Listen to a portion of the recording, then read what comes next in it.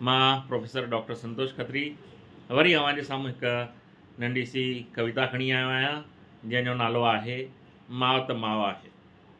माउ त माउ आहे हिन सिंधी अखर मां ई संस्कृत में माता, उर्दूअ में मां, हिंदीअ में ऐं पंजाबीअ में माजी, इंग्लिश में मदर ऐं ग्रीक में मुतेरो ही शब्द आयो आहे।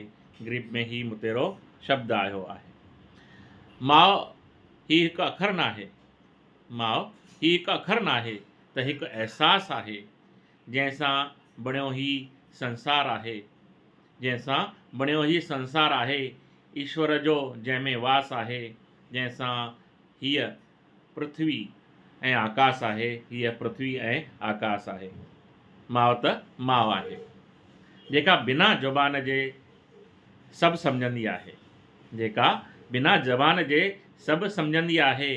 मुंहिंजे घर में अचण सां, मुंहिंजी हर हिकु हलती चलतीअ सां मुंहिंजे मन जी ॻाल्हि सम्झी वेंदी आहे, मुंहिंजे मन जी ॻाल्हि सम्झी वेंदी आहे।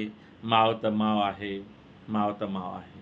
माउ ईश्वर जो अवतार न पर ईश्वर आहे।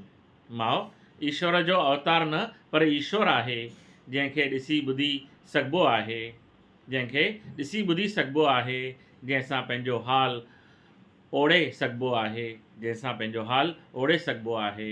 माउ सभिनी जे दुखनि जी दवा आहे, माउ सभिनी दुखनि जी दवा आहे।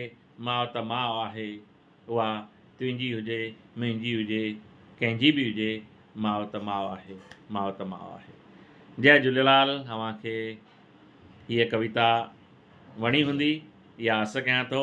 अगरि वणी आहे त मुंहिंजे चैनल खे सब्सक्राइब कंदा ऐं हिन कविता खे लाइक कंदा।